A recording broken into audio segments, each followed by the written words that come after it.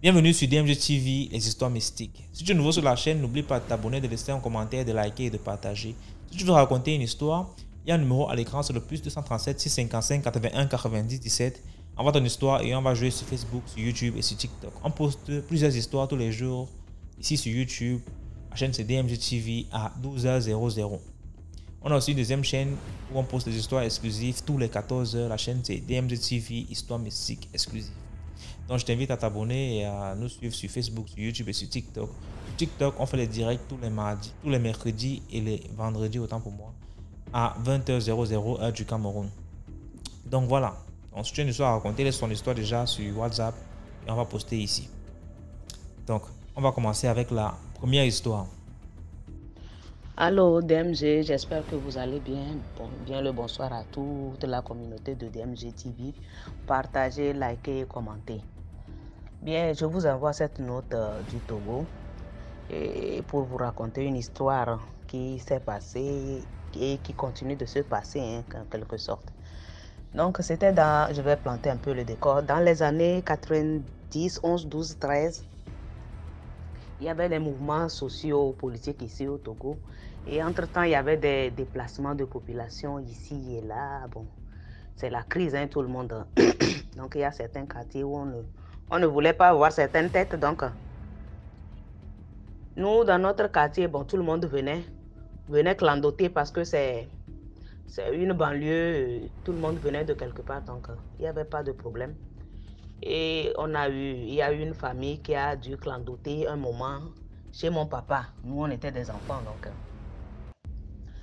ils ont clandoté 1 ou 2 ou 3 mois. Et heureusement ou malheureusement, il y a eu une chambre qui s'était libérée dans la maison d'à côté de chez nous. Et la famille a pris cette chambre-là. Il va s'agir ici de la femme. Nous allons l'appeler Maman Po.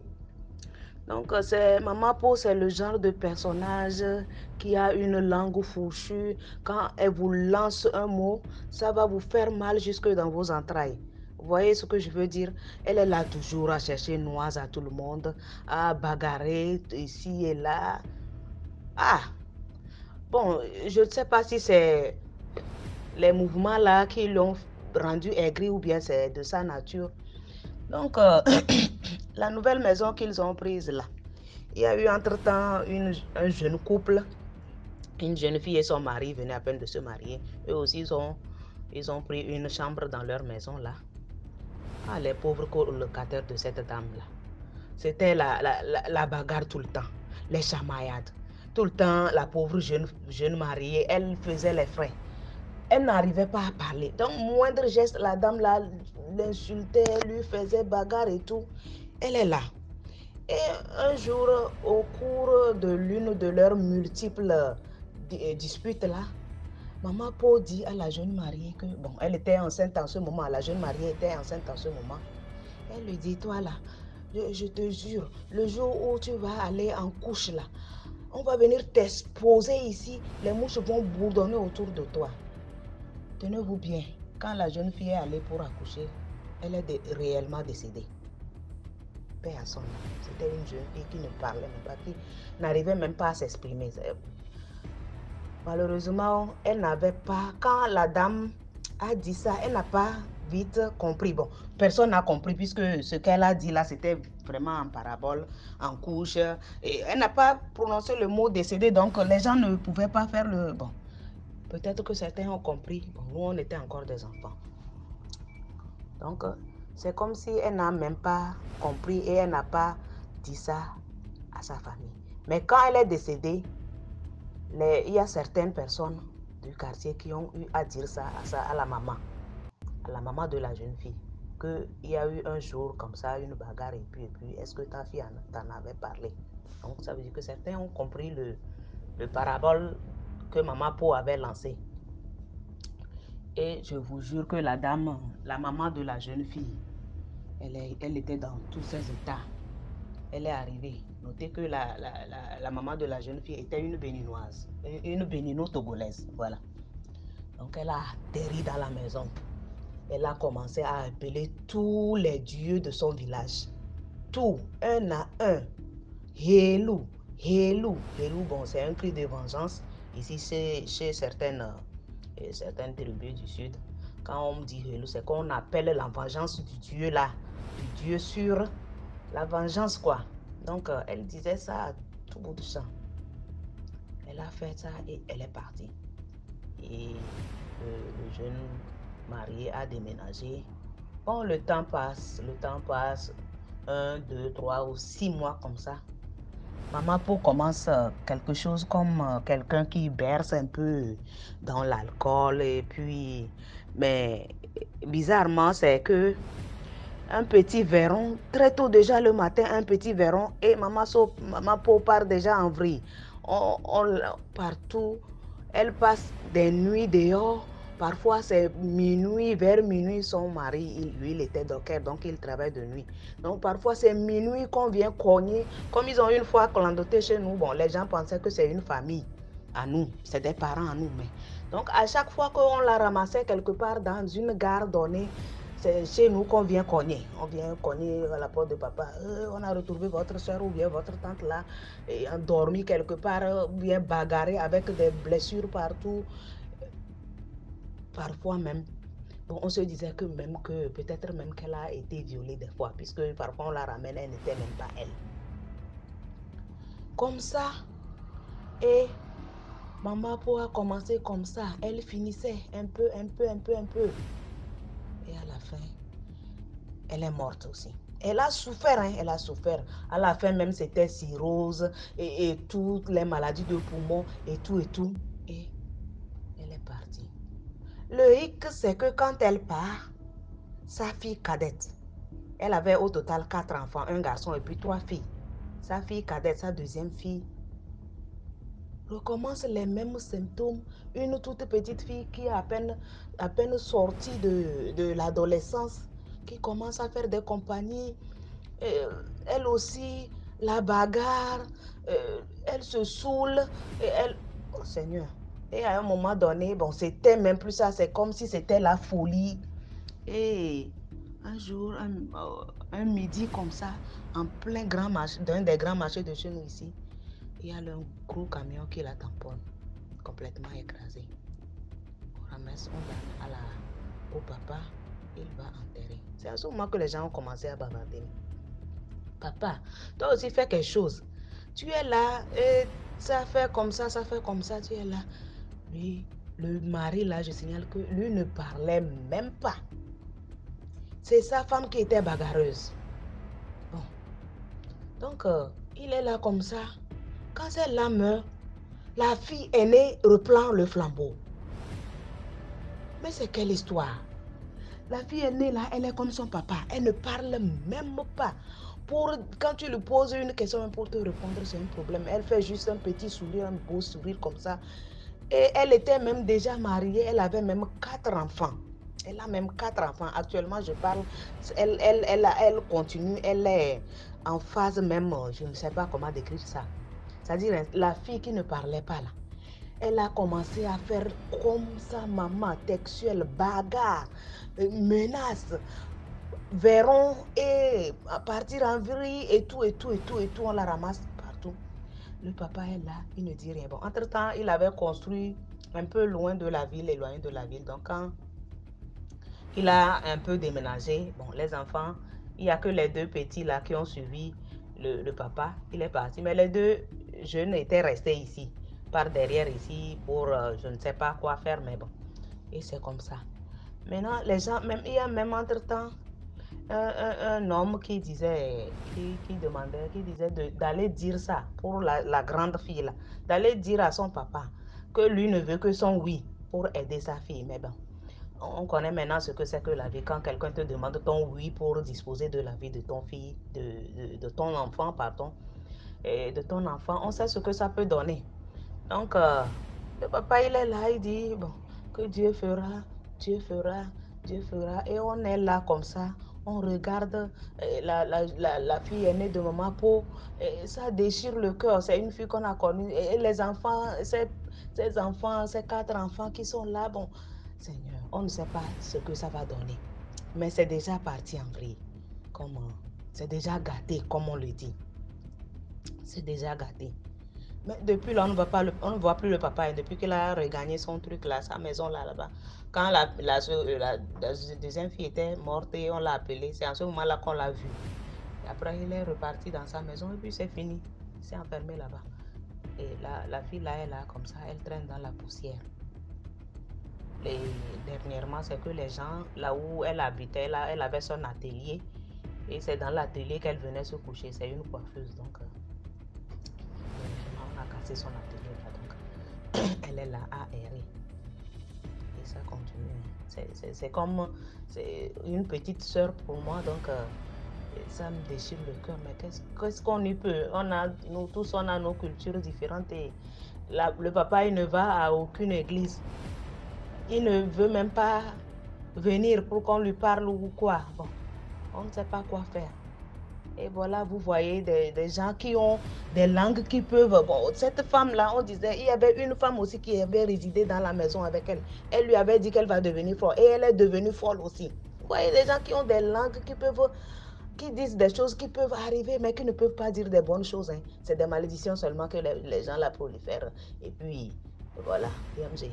Aujourd'hui, j'ai été un peu longue. Bon, je m'en excuse, mais il fallait que je donne certains détails puisque ça fait mal. Donc, bonsoir et partagez, likez surtout. Merci beaucoup pour l'histoire. Maintenant, on passe à la deuxième histoire. Voilà, je préfère mieux raconter en même temps mon histoire, puisque attendre après, peut-être que je sais pas. Bon, c'était un jour, j'étais allée saluer ma soeur. Moi, je suis ivoirienne.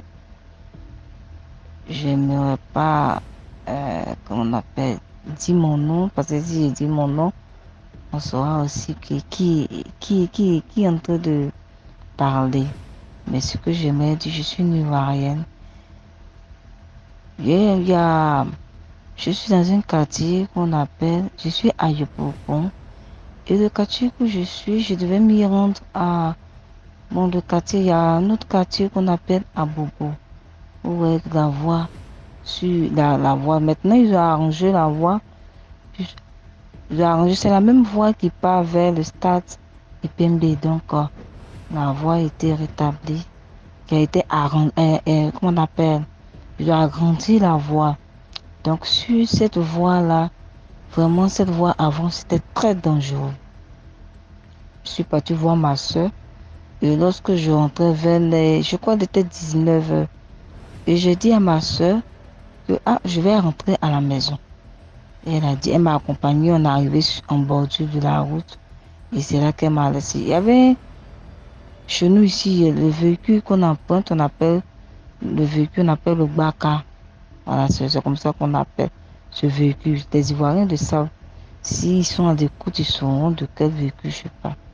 Et lorsque je suis montée dans ce véhicule, il y a tous ceux qui étaient dans le véhicule, il y avait certains complices. Moi, je ne savais pas parce que j'étais pressée. Et je voulais rentrer à la maison rapidement. Je n'ai même pas regardé de gauche à droite. Je n'ai pas remarqué aussi. À ma grande surprise, nous sommes montés. Et de suite, les gens montaient.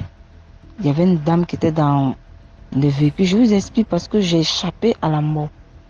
Et il y avait une dame qui était assise. Et la dame, elle était en complicité avec eux. Moi, je ne savais pas. Elle avait deux fêtous de gaz. C'est-à-dire, c'est pour nous dissuader, pour nous distraire. Cette dame-là parlait beaucoup dans le véhicule. La femme parlait beaucoup. Elle parlait. Bon, moi, je n'ai pas vu dessus. Elle parlait beaucoup. Et on était sur la voie, là. On venait. Et il a dit qu'il y a un problème d'électricité. Donc, il va s'arrêter. Or, c'était un coup. Ils ont garé là. C'est-à-dire que... vraiment. Excusez-moi, mais l'émotion est trop forte. C'est trop fort. Et lorsque le véhicule a garé, moi, j'ai trouvé ça un peu bizarre. Parce que vous avez dit qu'il y a un problème d'électricité dans le véhicule. Mais c'est le véhicule, vous devez rentrer pour voir. Ce sont les pneus. Le chauffeur est descendu, l'apprenti est descendu et ils sont en train de taper le pneu. Je ne sais pas qu'est-ce que les deux faisaient, mijotaient, les deux ils étaient en train de comment on appelle, de parler à petite voix fine façon des deux. C'était bizarre. Et il y avait un autre qui était assis à côté du chauffeur. Il est venu tout juste, c'était fermé. Il a verrouillé, puis on est là, il a garé là. Carrément, il a été animé sur nous. Il dit, ah, mais je ne comprenais rien. Et j'ai dit, ah, chauffeur, moi je vais uriner. Oh. Comme vous avez fait, parce que j'ai commencé à me rendre compte que j'étais en danger.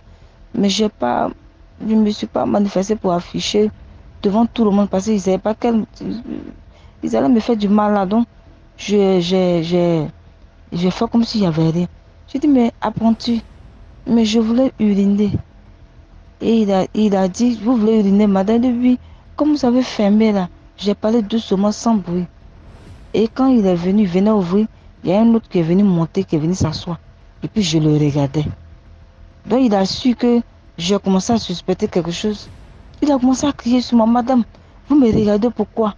Nous tous qui sommes dans le véhicule ici, là, on est des clients. Il a commencé à s'affoler. Tu me regardes pourquoi? Pourquoi tu me regardes? J'ai dit, hé, j'ai commencé à prier dans mon cœur. Et je suis descendu du véhicule. J'ai fait semblant d'aller m'asseoir dans les herbes comme si c'était ruiné. J'ai vu l'apprenti et les chauffeurs qui sont dirigés. Ils ont traversé la route.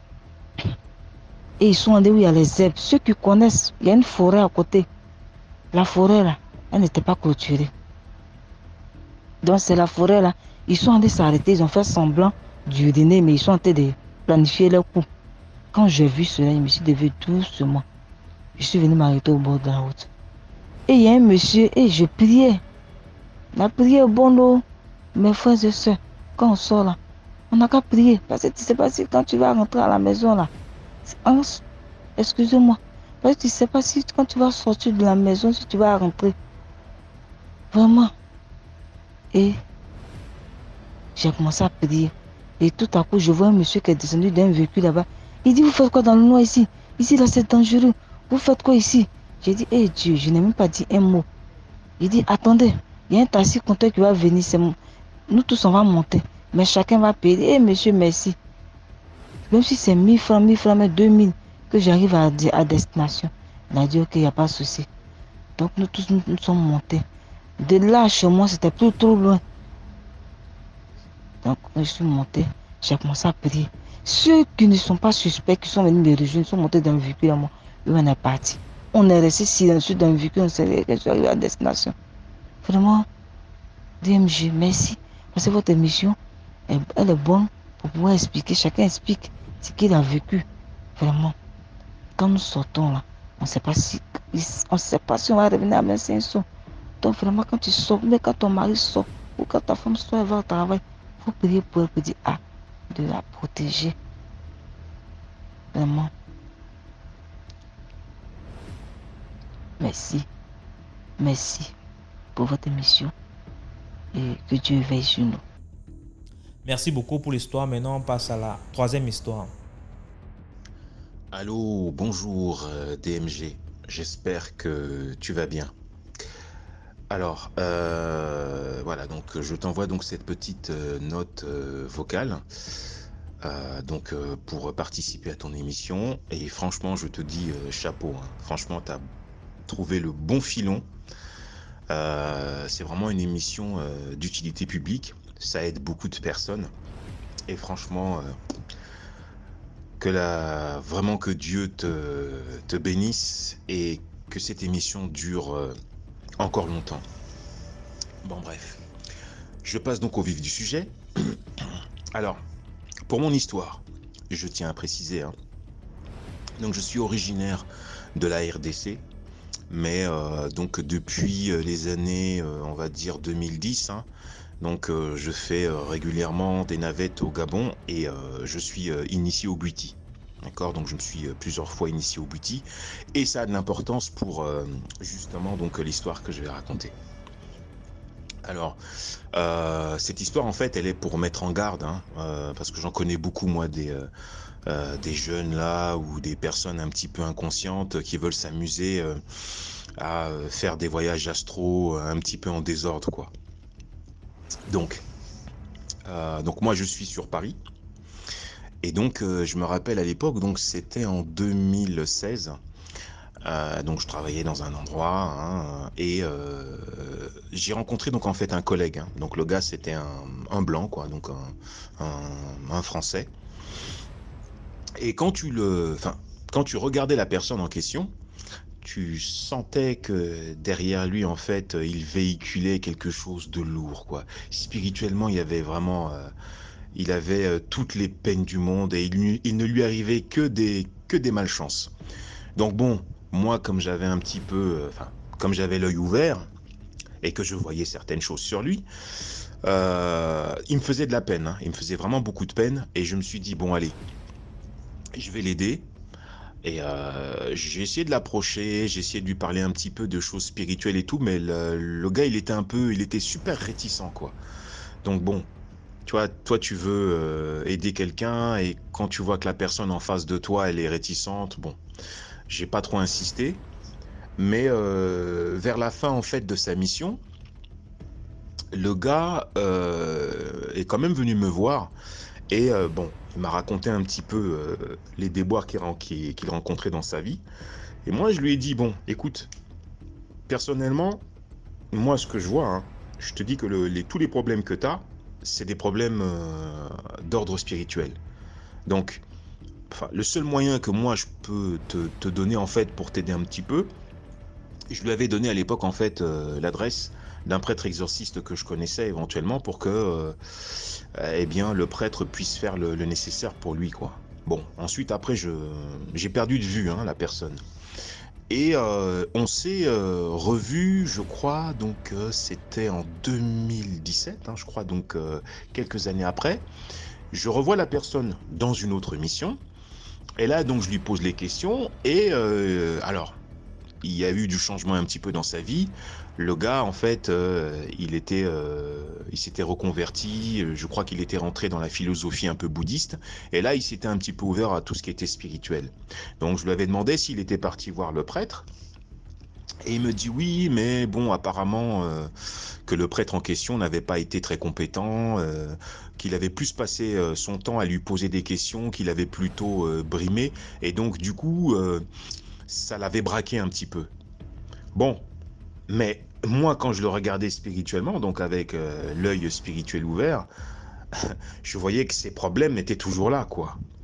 Et donc je lui pose la question, je lui dis, mais bon, et qu'est-ce que tu fais en ce moment pour essayer de résoudre tes soucis?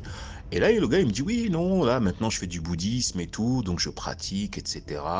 Bon, moi, je me suis dit, bon, pourquoi pas? Le problème, c'est que moi, avec la charge mystique là que je voyais que le pauvre gars il avait sur lui, je me disais le gars c'est un petit novice, il connaît pas encore très bien les rouages et les rudiments spirituels, tout ça. Moi je m'étais dit ça allait être un peu compliqué pour lui. Et donc au fur et à mesure on a sympathisé et on a commencé à parler de spiritualité. Bon, bien sûr tout ce que je fais en spiritualité je le garde pour moi, hein, donc je parle pas trop. Donc lui, il a commencé à s'épancher sur sa pratique du bouddhisme, etc. etc. Et moi, je lui donnais des conseils par rapport à sa pratique. Et donc, on en arrive donc au vif du sujet. Le type, un beau jour, alors je ne sais pas ce qu'il a piqué, quelle mouche l'a piqué, il vient me voir et il me dit, oui, tu sais quoi, ouais, là j'ai envie de me lancer dans les voyages astrales et tout, dans les voyages astro. J'ai regardé des vidéos sur le net, j'ai lu quelques petits livres, apparemment il paraît que c'est extra, etc. Donc le gars me parle de ça. Alors, bon, tu te doutes bien, moi étant bouddhiste, les voyages astro, je connais. Je connais aussi ce qu'il y a derrière. Et je sais aussi que, bon, bien que oui, effectivement, quand on est bien préparé, il y a des zones de l'astral qui sont effectivement très plaisantes. Mais quand on n'est pas très bien préparé et qu'on veut faire ça à l'arrache, il y a aussi des dangers derrière, hein, parce qu'il y en a qui y restent. Hein. Donc, je connais plein d'anecdotes comme ça. Puis, bon, voire même moi, hein, des voyages que j'ai pu faire, je sais que de l'autre côté, c'est pas... C'est un peu chaud, quoi. Donc, il faut vraiment être préparé pour faire ce genre de choses-là. Et du coup, donc quand il me parle de ça, je regarde le gars, je me dis, mais le type déjà, il a une charge mystique sur lui, quelque chose de lourd, il y a quelque chose de lourd qui le suit, et il veut se permettre de sortir comme ça. Pourquoi? Pour qu'il se fasse choper quand il va partir de l'autre côté par l'entité là qui est en train de le charger. Non, moi j'ai vu ça, je me suis dit non, je peux pas laisser faire ça, quoi. Et donc, je dis au gars, donc j'ai tout fait pour l'en dissuader.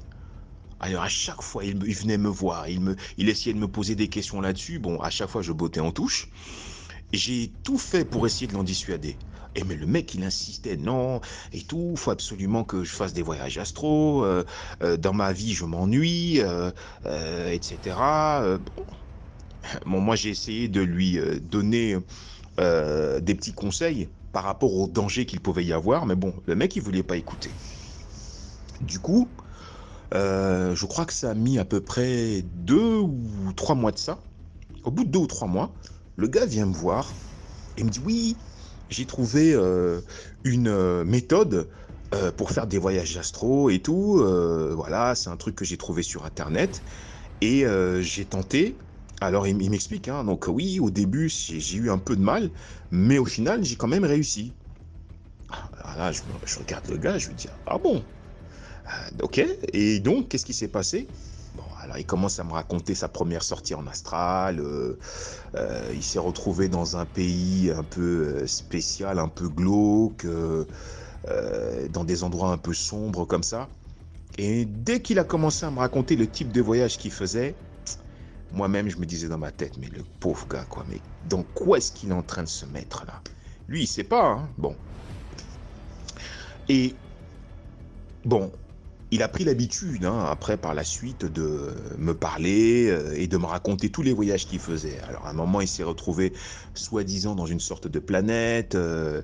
Et là où ça a commencé à me faire tiquer, et où j'ai vu qu'effectivement, ça n'allait pas du tout, un beau jour, il vient me voir et me dit, oui, voilà, j'ai rencontré pendant mon voyage astral, j'ai rencontré des femmes, elles étaient très, très belles, très mignonnes. Oui, j'ai commencé à coucher avec, etc. Oula. Et là, je regarde le gars. Et je lui dis, mais t'es sérieux quand tu me racontes ça? Et il me dit, oui, oui, oui, oui. Et là, j'essaye de le mettre en garde, quoi. Je lui dis, mais tu sais pas que dans les voyages astro comme ça, quand tu rencontres des femmes qui viennent pour coucher avec toi, t'as jamais entendu parler de ce qu'on appelle des succubes? Le mec, il me dit, ah bah non, bah non. Je dis, mais on fait pas des trucs comme ça, quoi. Je lui dis, tu sors, bon, ok, tu es arrivé à sortir de ton corps physique, ok, il n'y a pas de problème. Mais il y a des choses qu'il faut pas faire. Je lui dis, tu sais pas que les choses là que tu fais, ça peut t'amener à ce qu'on appelle des infestations, voire même, qui plus est, la possession même. C'est dangereux ce que tu fais là.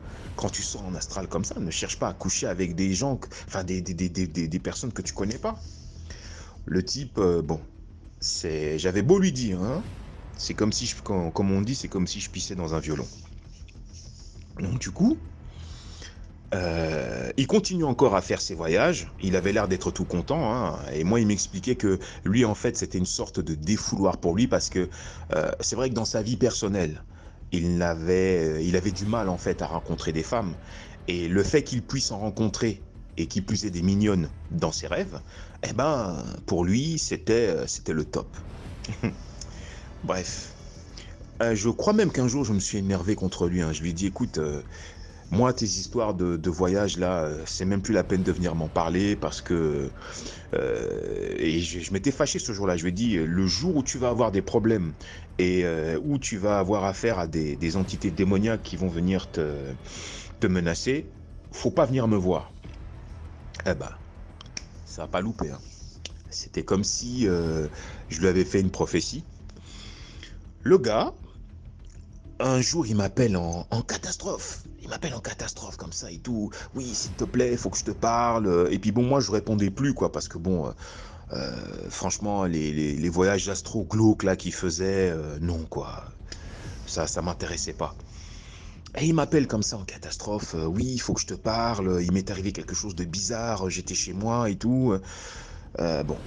Comme j'ai vu que bon, il avait insisté, je crois qu'il m'avait laissé au moins 10 appels en absence. Donc je l'appelle, je dis oui, bon gars, qu'est-ce qui se passe, qu'est-ce qui t'arrive? Et là, le type me dit, oui, faut que tu saches une chose et tout, ouais, la veille, bon bah il était encore parti dans ses rêves un peu bizarres. Il avait effectivement rencontré, soi-disant donc une de ces belles femmes dans l'astral de l'autre côté. Et donc il s'était réveillé. Donc le lendemain de cette rencontre plutôt, le type me dit que alors qu'il était, il devait être 6 heures du matin, le type il avait les yeux ouverts, il a senti en fait, il a senti une présence dans son lit. Hein. Donc, il a senti comme une présence, il m'expliquait, hein, une présence de femme. Et dans son lit, c'était comme dans un film d'horreur. Hein. Son lit, en fait, juste à côté de lui, son lit s'est affaissé, en fait. C'est comme s'il y avait une trace, comme si quelqu'un s'était couché à côté de lui et il voyait, en fait, les traces du corps. Mais physiquement, hein, là, ça se matérialisait. Physiquement, il voyait les traces du corps qui faisait des empreintes, en fait, dans son lit. Là, le gars commence à me sortir ça. Là, je le regarde. Enfin, j'étais au téléphone, je suis plutôt... là, je me dis, mais c'est chaud. Mais je lui dis, mais est-ce que tu te rends compte que là, c'est un film d'horreur, là, dont tu me parles? Et il me dit, oui, je sais pas quoi faire, je suis paniqué. Et en plus de ça, donc, l'entité qui dormait à côté de lui, il entendait l'entité respirer. Donc il sentait l'entité qui respirait, tout ça et tout. Et il m'a dit qu'il s'est mis à paniquer. Quand il a vu ça, il a sauté de son lit, il s'est enfermé en fait dans ses toilettes et il a eu du mal à sortir pendant un certain temps. Et il a mis des encens là, des petits encens bâtonnets pour essayer de chasser l'entité. Mais il m'a dit que depuis ce jour-là, toutes les nuits maintenant, c'était devenu des cauchemars pour lui.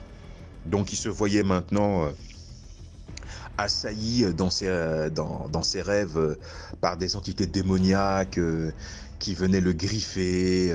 Le type, il se faisait donc bastonner dans ses rêves et tout.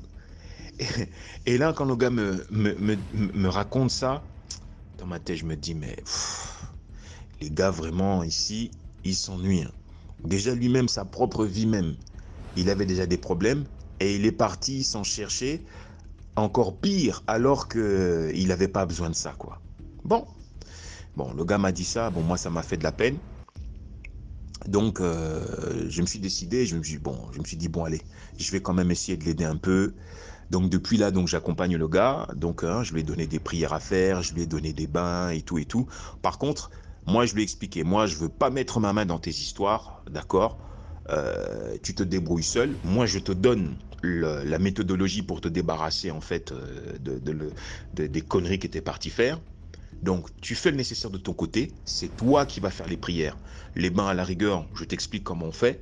Si tu veux, bon, je peux prier dessus et éventuellement les charger magnétiquement et ensuite après, tu te débrouilles. Mais moi, je mets pas mes mains là-dedans. Surtout que j'avais déjà prévenu le gars. Donc, je lui ai donné des bains à faire, le mec il fait ses prières, il va de temps en temps à l'église, etc. Et il se fait aussi en même temps aider par d'autres prêtres et tout. Et donc depuis en fait sa situation s'est arrangée, quoi. Ça va beaucoup mieux. Bref, voilà, en fait tout cela pour, la morale en fait dans cette histoire, c'est ça. Je crois que il y a beaucoup de gens, enfin je vois ça hein, sur internet, il y a beaucoup de personnes en fait qui deviennent de plus en plus fascinées par le côté spirituel et qui veulent se lancer en fait dans des expériences entre guillemets mystiques et tout ça, etc. Bon, en ce qui concerne le voyage astral, oui, c'est bien beau. C'est vrai qu'effectivement, quand on est bien préparé, et je dis bien préparé, effectivement, quand on est bien nettoyé, tout ça, etc., l'expérience peut être effectivement, on peut avoir de très bonnes expériences.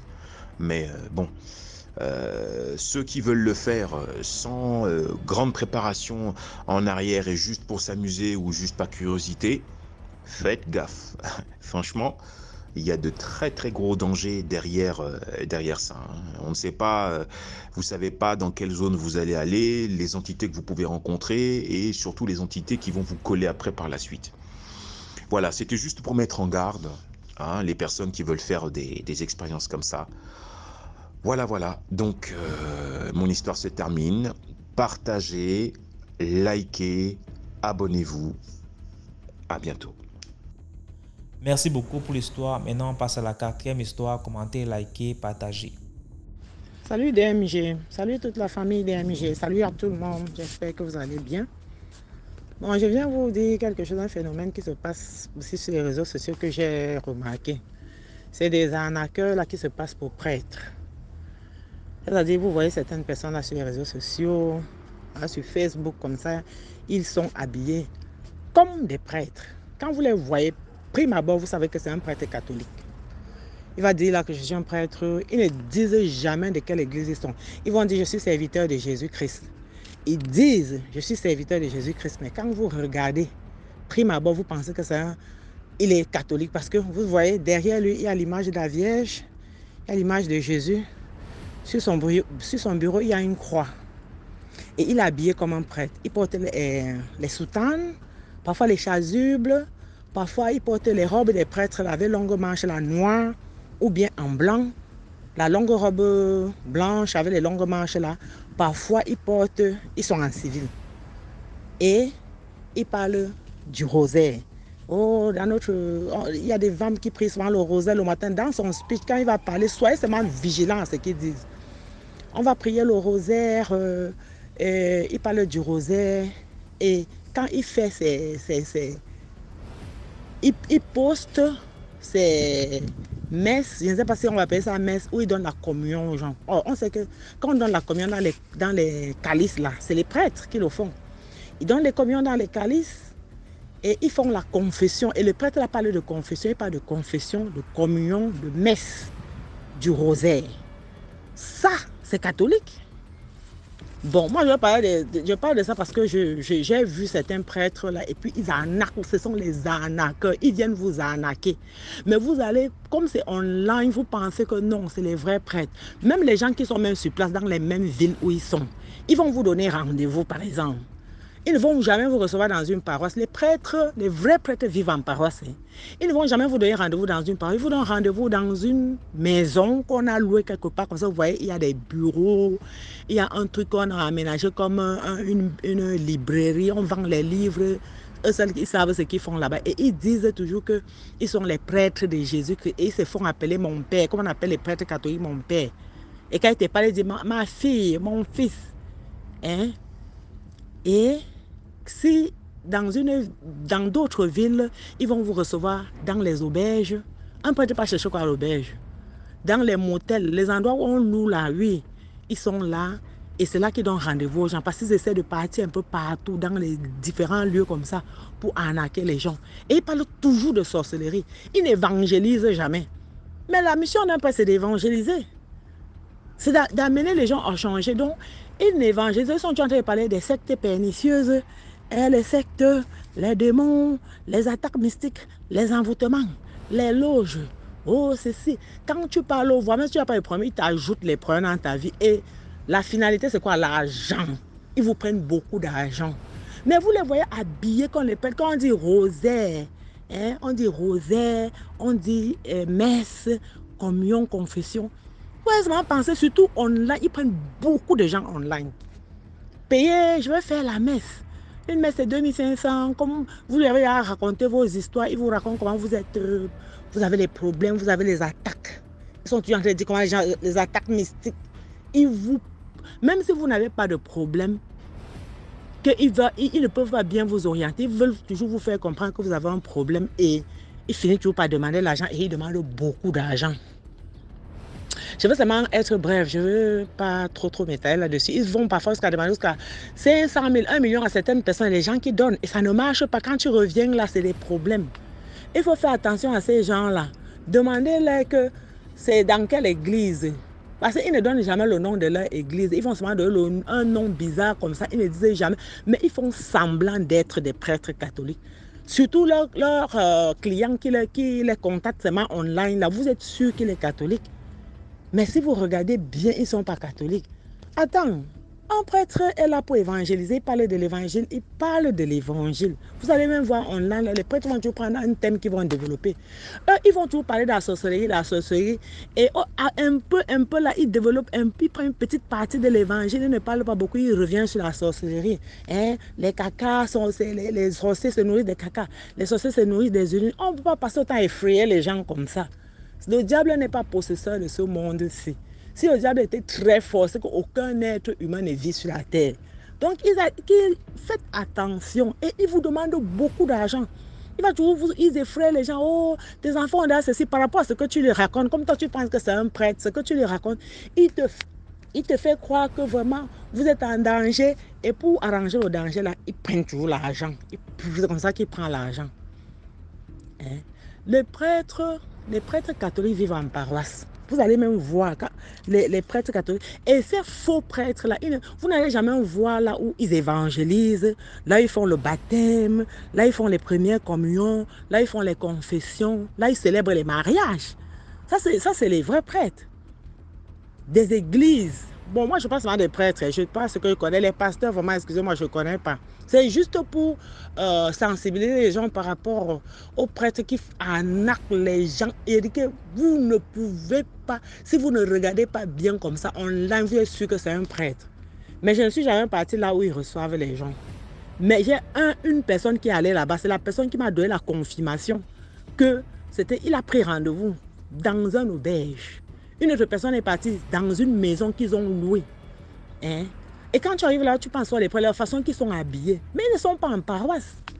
Faites très attention, les prêtres vivent en paroisse. Si vous avez besoin, vous avez un problème, allez dans n'importe quelle paroisse. Il y a les paroisses, et quand vous entendez le nom, vous allez entendre les noms des paroisses. Vous allez connaître que ça, c'est une paroisse. Quand vous entendez, par exemple, que Église de Saint-Pierre, Église de Saint-Paul, Saint-Jean, Christ-Roi, Sacré-Cœur. Vous savez, les églises catholiques ont les noms. Et ils vivent en paroisse, c'est-à-dire que là où il y a l'église, il y a le presbytère, c'est là où le prêtre habite. Et il y a un secrétariat paroissial. Vous allez au secrétariat, vous posez votre question, là-bas, le secrétariat va vous orienter, va vous donner un prêtre qui va vous suivre. Hein? Un prêtre vous demande l'argent, c'est pour acheter le matériel dont il a besoin pour faire votre travail, si jamais il a besoin du matériel. Et les prêtres ne demandent pas l'argent. Normalement, c'est toi, tu donnes ce que tu veux. Parce que les prêtres vivent grâce aux paroissiens, non? C'est les paroissiens qui maintiennent les prêtres. Donc, tu lui donnes un don que toi-même tu veux. Pas que quelqu'un te dit là qu'une messe est 2500, tu dois faire la messe pendant un mois. Tu donnes, ça part dans les 75 000. Après, tu te dis que non, il faut faire les dons. C'est lui-même qui doit prendre l'argent là pour aller donner à l'orphelinat. Il te fait, tu verses 300 000. Ils finissent les familles comme ça. Soyez très prudents avec eux, c'est ça que je voulais vous dire. Donc les prêtres là, qui ne sont pas en parole, ils disaient qu'on est sur online. Il y a des choses que je ne peux pas trop dire parce que je ne veux pas que DMG ait les problèmes. Mais soyez vigilants, regardez bien ces prêtres là, demandez-leur vous êtes dans quelle paroisse. Les prêtres vivent en paroisse. Je suis prêtre exorciste. Et ce ne sont pas des prêtres exorcistes. Et puis, c'est comme ça que les gens vont dire oh, il y a les prêtres qui sont les voleurs, ils escroquent les gens. Ce ne sont pas les vrais prêtres. C'est les gens que parfois ils sont partis au séminaire, on les a renvoyés. Comme ils vont à tout prix être prêtres, ils sont partis fonder quelque chose. Il y a des choses là dehors, beaucoup de choses là, qu'ils imitent les églises, même qui sont vraiment bien installées là. L'église catholique, c'est l'une des églises les plus organisées du monde. C'est que vous allez voir, ils ont les maisons partout. Un prêtre ne peut pas rester dans un motel, dans une auberge, dans une villa. Ils sont là pour arnaquer les gens. Vraiment, ce que je voulais vous dire. Soyez prudents avec ces histoires-là. Que les gens sont toujours en train de vous dire que vous avez les problèmes, c'est quoi? C'est vrai que les gens ont les problèmes, mais il ne faut pas qu'ils exagèrent. L'argent, c'est comme ça qu'ils mettent les familles à terre. Ruiner toute une famille comme ça. Bon, ok, merci, au revoir. J'espère que j'ai suffisamment déjà trop parlé. Merci. Merci beaucoup pour l'histoire. Maintenant, on passe à la 5e histoire. Toujours laissez un like, s'il vous plaît. Laissez un like. Bonjour DMG, bonjour à la famille DMG. C'est toujours un plaisir de vous retrouver. C'est toujours un plaisir d'écouter aussi les histoires de mystiques qui passent sur la chaîne de DMG. Vraiment, et je reviens encore avec une autre histoire. Quand on raconte une première, on prend goût et on veut encore raconter plein d'autres. Donc, je viens avec cette histoire qui se passe ici à Kinshasa. C'est l'histoire d'une jeune dame. Au fait, elle a même donné son témoignage en plein réseaux sociaux et ça a été vraiment viral dans les réseaux sociaux ici à Kinshasa. Donc, je voulais raconter cette histoire qui a une moralité pour ces personnes qui aiment bien la vie de nuit, les boîtes de nuit et surtout qui ne se couvrent pas par la prière. Donc, l'histoire est comme telle. Cette jeune fille, c'est une fille qui cherchait un moyen de vivre. Alors, elle était prête à faire n'importe quel travail. Bien sûr, elle ne voulait pas se lancer dans la prostitution et autres. Alors, elle est partie chercher un travail dans une boîte de nuit. Et dans cette boîte de nuit-là, on l'a pris comme serveuse. Elle a commencé à travailler, Le temps qu'elle a passé là, elle avait remarqué que à chaque 2 heures du matin, il y avait un groupe de 4 filles qui entraient dans la boîte de nuit là pour s'amuser un peu. Et la façon dont elle décrivait ces filles, elles étaient belles, toujours bien habillées, bien parfumées. Elles avaient des voitures très très luxueuses, donc elles étaient tout le temps au top. Et ce qu'elle remarquait, c'était que ces filles-là, vers 4 heures du matin, elles se choisissaient des hommes, elles s'en allaient. Et après un certain temps, ces hommes-là ne se faisaient plus voir. Bon, peut-être qu'ils se disaient, ok, la dame se disait peut-être qu'ils ont voyagé, peut-être qu'ils sont partis ailleurs. Mais voilà maintenant que Dieu avait permis qu'elle connaisse la vraie histoire. Alors, il y a un jour où la fille en question, elle ne se sentait pas bien. Et quand elle est venue au boulot, parce qu'il commençait très tard la nuit et terminait très tôt le matin, quand ils sont venus au boulot, ces filles-là aussi sont venues, ce groupe-là de 4 filles sont venues. Mais elle avait demandé la permission vers 3 heures de rentrer. Bon, elle rentrait comment? Il y avait un motard qui venait la chercher et la ramener chez elle. Un motard avec qui elle côtoyait bien. Et il se côtoyait bien. Et ce motard-là avait accepté de venir la chercher et de la déposer à ses heures tardives, là, quand elle termine, bien au petit matin. Et elle le payait. Alors, ce jour-là, elle ne se sentait pas bien. Et comme elle parlait aussi avec ces filles-là, elle ne servait pas. Et ces filles-là ont demandé, mais pourquoi, disons qu'elle s'appelait Maria, pourquoi est-ce que Maria ne nous sert pas aujourd'hui? Et la collègue de Maria a dit non, elle ne se sent pas bien. Ah, ok, et une des filles s'est proposée de l'accompagner. Et quand cette fille-là s'est proposée de l'accompagner, il y avait aussi un garçon qui était un habitué de la boîte, qui était avec la fille en question. Alors, vers 4 heures, ils se sont mis en route. Et avec elle, il y avait 3 personnes dans la voiture. Elle, le garçon et la dame qui conduisait. Alors, elle habitait dans un endroit où là où est-ce que la dame et le garçon étaient en train de partir, c'était plus loin. Donc, on devait la déposer, elle, en cours de route. Mais quand elle est entrée dans la voiture, elle a senti une certaine lourdeur et elle s'est endormie. Quand elle s'est endormie, et le temps qu'elle sursaute, elle a constaté qu'ils avaient déjà dépassé chez elle et ils se dirigeaient un peu plus loin de son quartier. Alors, elle a commencé à dire à la dame, mais tu m'emmènes où? Tu étais censé me faire descendre à l'endroit où je t'avais demandé.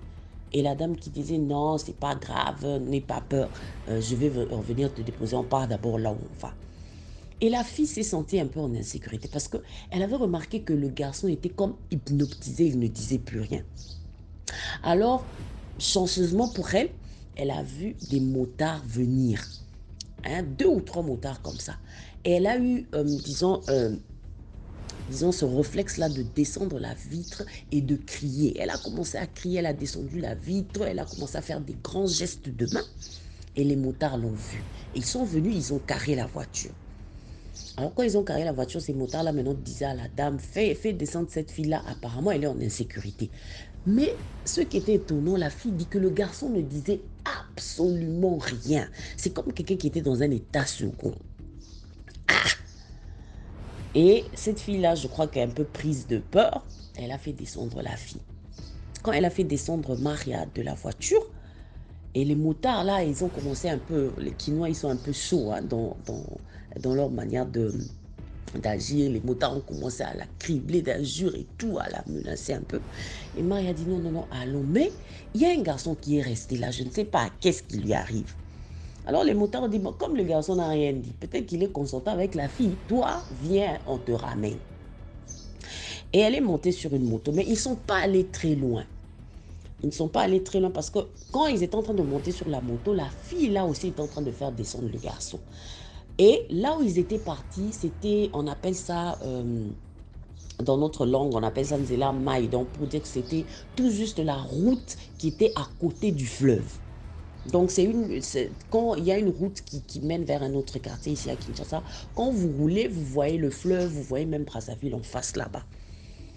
Alors, quand elle est montée, Marie est montée sur la moto, ils ont commencé à partir. Elle a pris maintenant ce réflexe de se retourner. Elle se retourne, elle voit la dame en train de prendre le garçon par la main et ils étaient en train de descendre vers le fleuve.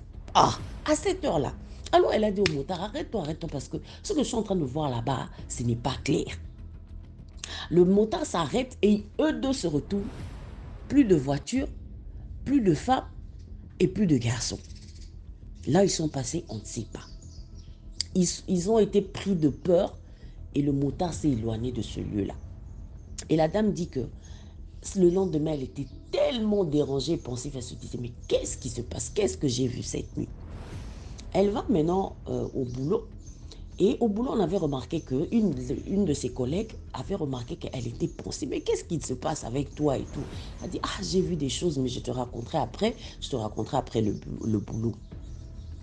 Alors, à 2 h du matin, tapons. Maintenant, elle ne voit plus un groupe de filles, mais elle voit un groupe de 4 garçons entrer. Ah, ça l'a tiqué. Mais elle s'est dit non, peut-être que c'est juste une coïncidence. Elle a continué son boulot. Mais il y avait sa collègue maintenant qui est partie côtoyer ces garçons-là. Et à un moment donné, vers 4 h du matin, Maria a commencé à chercher sa collègue. Sa collègue n'était plus là où est-ce qu'elle était en train dans son poste de travail. Elle va maintenant demander à un des 4 garçons-là, mais où est ma collègue qui était ici et tout? Et le garçon lui répond, non, elle est partie avec notre amie. Ils sont partis en chambre. Et ils sont partis coucher ensemble. Ah! Bon, elle s'est dit, ok, d'accord, c'est sa vie à elle, moi je continue mon boulot. Et vers, je crois, 5 h, la fille est descendue. Quand la fille est descendue, elle a dit, mais toi tu étais où? Non, il y avait un des garçons là, je l'ai trouvé beau, il m'a proposé de coucher avec lui et j'ai accepté. Et Maria qui demande à sa collègue, tu as accepté pour combien? Elle dit non, il m'a donné 1500 $. Mais curieusement, en allant dans la chambre là-bas, on n'a pas couché, il a juste enlevé sa chemise et derrière, j'ai vu qu'il avait il avait des blessures, il avait des plaies qui avaient déjà, qui pourrissaient presque, il y avait des bestioles et tout. Et ce qu'il m'a demandé, il m'a dit, lèche-moi seulement, ne fais pas trop, lèche-moi seulement. Alors Maria a demandé à sa collègue, donc tu as léché ce dos-là? Il dit, oui, j'ai léché pour 1500, j'ai léché, c'est peu de choses. Quand j'ai léché, je suis partie aux toilettes, j'ai juste revomi tout ça. Et c'est tout, j'ai mes 1500 $. Ah, ok. La journée est passée. Le lendemain, ils reviennent au boulot. Maria qui vient, elle ne trouve pas sa collègue. Alors le chef qui l'appelle, qui dit, aujourd'hui, en tout cas, tu vas redoubler ton service parce que ta collègue nous a appelé pour dire qu'elle est malade. Ah, elle est malade. Et ça s'est passé comme ça pendant 3-4 jours. Le 5e jour maintenant, on vient apprendre au chef de cette boîte-là que la collègue là de Maria est décédée. Ah! Et c'est par là maintenant que Maria a compris qu'il y a des choses qui se passent pendant la nuit. Parce qu'elle disait qu'il y avait des garçons qui venaient, il y avait des habitués de la boîte. Mais à un moment donné là, vous ne les voyez plus et vous ne savez pas où est-ce qu'ils sont passés. Et maintenant, elle a eu cette grâce-là d'avoir les yeux ouverts, les oreilles ouvertes, et elle a réellement vu ce qui s'est passé. Donc, il y avait des gens qui venaient dans la boîte qui n'étaient forcément pas des gens, mais des esprits, et qui s'en allaient avec des humains. Donc, la moralité de l'histoire, c'est ceux qui aiment bien la vie de nuit, là, faites attention parce que le monde est devenu tellement méchant. Maintenant, ce n'est plus avant, on calculait juste, tu vois, on s'est dit, les sorciers de la famille ne peuvent que puiser dans la famille. Mais maintenant, là, c'est international. Vous pouvez même aller chez les voisins, vous pouvez même aller chez les inconnus. Donc, c'est mieux de donner notre vie à Jésus, de prier, de nous couvrir dans le sang de Jésus, parce que vraiment, le dehors, là, est vraiment, vraiment gâté. Donc là, c'était mon histoire. J'ai paraphrasé pour ne pas être trop longue. Voilà. Merci DMG, porte-toi bien. Merci beaucoup pour l'histoire. Maintenant, on passe à la 6e histoire. Bonjour, bonsoir. Ça dépend de l'heure où vous allez écouter ce voice, à toute la communauté de DMG TV, à l'équipe de DMG, je vous salue.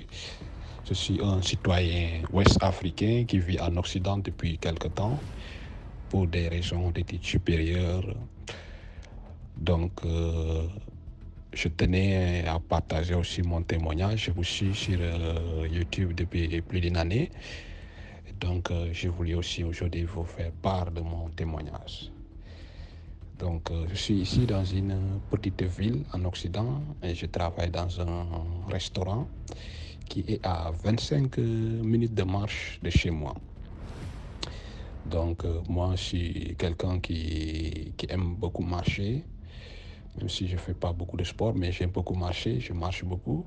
Et donc, je préférais marcher les 25 minutes aller, 25 minutes retour, ça me faisait plaisir, je marche beaucoup. Et donc, pendant l'été, il y a plus de travail au niveau des restaurants. Et donc, des fois, y arrivait, j'étais des fois au niveau du bar. Et on fermait à 2h du matin. Et donc, quand on ferme à 2h du matin, on fait les mises en place, le nettoyage, tout ça, ça prend du temps. Des fois, on sort là-bas à 3h et quelques. Des fois, on s'assoit là-bas pour discuter un peu.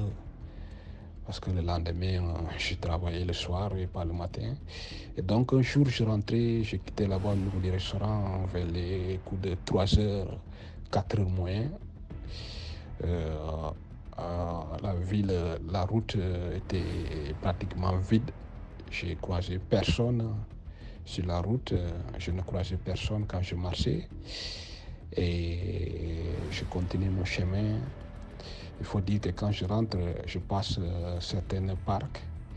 Je passe d'abord une première parc là-bas, et qui est non loin de la plage. Et après, je dois rentrer dans un autre parc plus grand, où il y a beaucoup d'arbustes. Donc, il fallait du courage pour passer là-bas à certaines heures, parce qu'il fait très sombre, il n'y a plus de lumière là-bas. À certaines heures, on coupe toutes les lampes. À 1h du matin, on coupe les lampes. Et donc, des fois, il m'arrivait, quand je rentre là-bas, de chanter des cantiques pour pouvoir prendre courage et passer au niveau du parc. Sinon, j'allais faire un grand tour. Et donc, à ce jour, quand je rentrais, comme je le disais, je rentrais et je marchais tranquillement. Et de loin, j'ai aperçu une personne, un être qui est assis sur un banc public. Il était à quelques centaines de kilomètres, quelques mètres, devant moi. Quelques mètres devant moi, je continuais à marcher. Je me disais dans ma tête, ça m'intriguait. Je me disais, non, c'est pas possible. Qu'est-ce qu'un homme peut faire là-bas, assis à cette heure-là de la nuit, à 4h moins, or que là-bas, tout seul, si c'était deux au moins, mais c'était juste une seule personne, alors qu'en face, il n'y a rien, c'est juste un petit bosquet, et après le petit bosquet, il y avait la mer, et derrière, c'était un immeuble d'HLM. À cette heure-là, tu vois personne à cette heure-là, là-bas. Personne s'assied là-bas, à 4h moins, c'était pas possible. Et moi, du coup, je continuais à marcher. Et comme je continuais à marcher, à un moment donné, j'ai entendu une voix. Une voix, c'est pas une voix audible, mais une voix dans mon intérieur, dans mon esprit. une voix qui m'a dit pour la première, j'ai entendu la voix qui me dit la personne qui est assise là-bas, c'est un homme. Excusez-moi du terme, un homme. Et donc j'ai continué. Quelque part encore, j'ai entendu une autre voix. Une autre voix. Et cette voix encore me disait que la personne qui est assise là-bas, ce n'est pas un être humain. Ce n'est pas un être humain, mais c'est un démon. Carrément.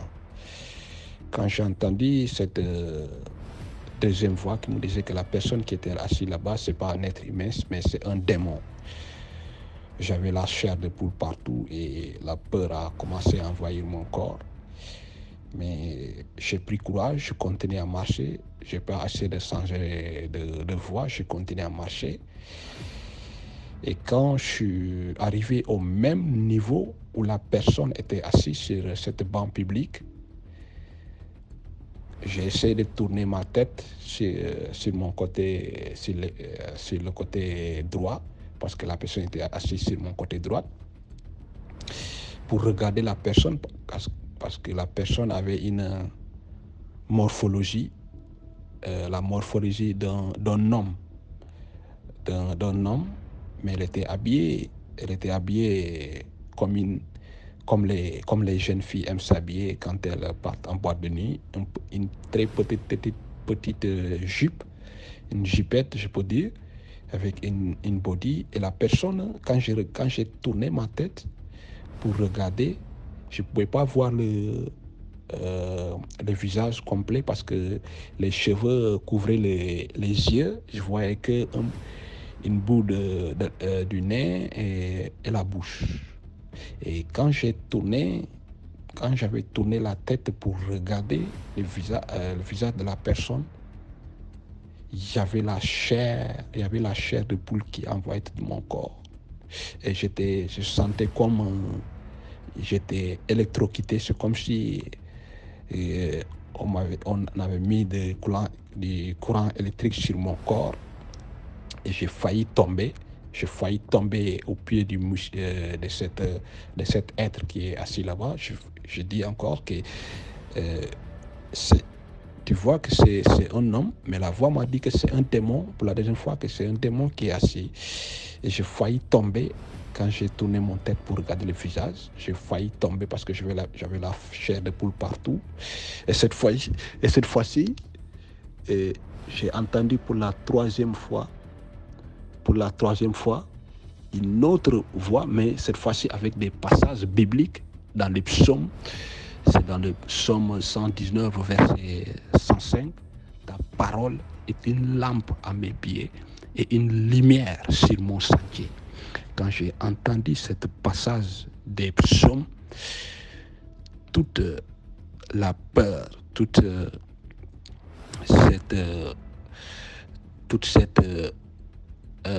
la peur et toute cette chair de poule qui était en moi avait disparu en un instant. Et moi qui étais sur le point de tomber, j'étais à un moment donné comme s'il n'y avait rien, il y avait un rue et je chantais plus la chair de poule ni la peur. Quand j'ai entendu ce passage des psaumes, et je continuais à marcher, et je regardais derrière, j'ai vu la personne toujours assise et faisait des manières. Il faisait comme l'impression il voulait me regarder. Moi aussi, j'ai continué à marcher et je suis rentré au niveau du parc et je continuais à glorifier Dieu, à chanter des cantiques. Et arrivé à la maison, je me suis mis à genoux. J'ai remercié le Seigneur de m'avoir délivré, de m'avoir épargné, de m'avoir secouru à cet instant. Et vraiment, c'était une expérience, c'était vraiment rapide, mais c'était vraiment quelque chose. J'ai échappé à la mort.